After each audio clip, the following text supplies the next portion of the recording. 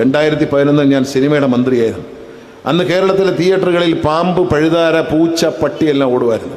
എൻ്റെ നിർബന്ധം അന്നത്തെ സിനിമാ സംഘടനകളെല്ലാം എതിർത്തു. ഞാനൊരു സിനിമാ നടൻ കൂടിയാണെങ്കിൽ എനിക്ക് നല്ല എതിർപ്പായിരുന്നു. ഞാൻ രാജിവെച്ച് പോയതിൻ്റെ അന്ന് ചില തിയേറ്റർ ഉടമകൾ ലഡ്ഡു വിതരണം ചെയ്തു.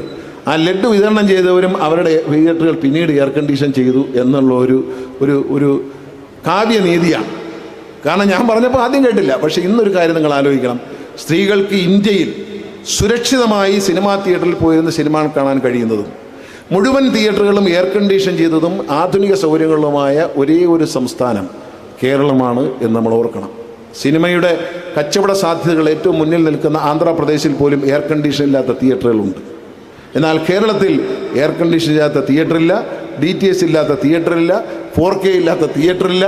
തിയേറ്ററിൽ കുടുംബസമേതം സ്ത്രീകൾക്ക് മക്കളോടൊപ്പം ധൈര്യസമേതം പോയിരുന്ന് സിനിമ കാണാം.